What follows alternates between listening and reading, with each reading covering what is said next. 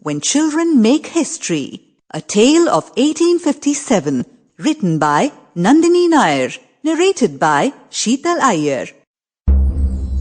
When Children Make History, a tale of 1857. Prologue, Sonpur, 1913. The old man loved the sun that came pouring down into the middle of the courtyard, and that was where he always sat on the cart that lay there through the year. In the summer, the strings of the cot were tightened, and then the women of the household, his wife and daughters-in-law, helped by other women from the neighborhood, dried papads, chilies, and other preserves in the hot blaze that shone down.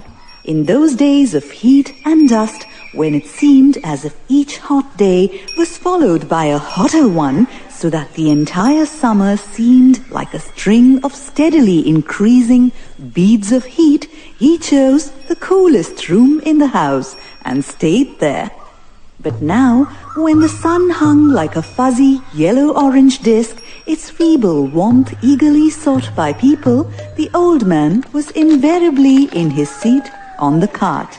People came and went, intent on their work, their strides long and purposeful, their voices loud and strident when they were arguing, soft and secretive when they were sharing something confidential.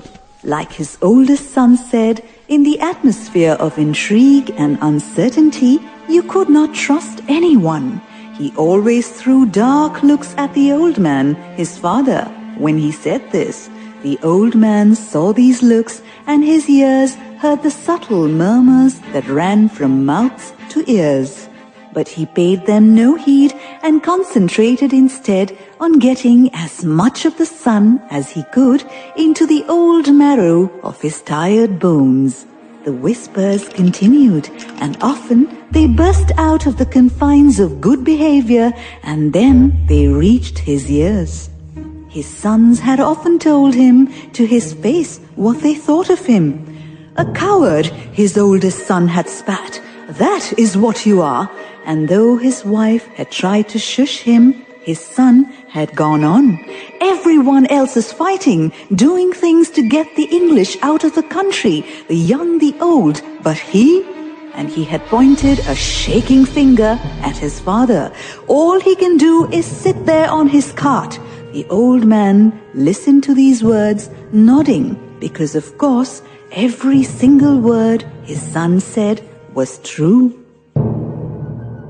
The world outside the walls that ran around the house seethed with intrigues, plots and plans designed to oust the British from India.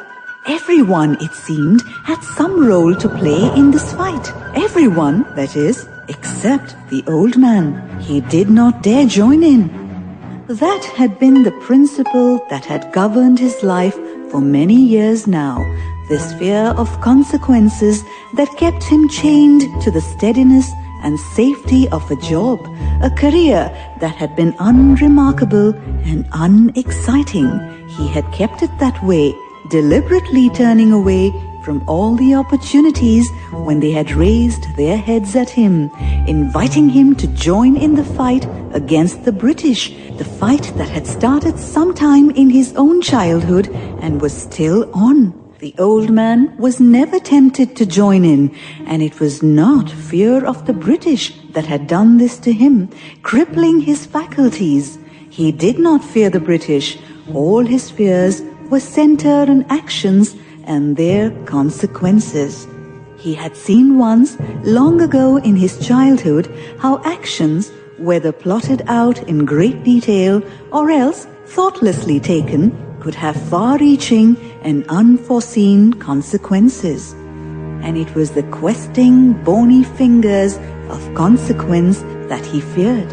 And so he chained himself to habits, to a harmless routine that he adhered to, waking up and bathing, having breakfast before settling down in the courtyard, staying there till sleep sent him indoors where he rested.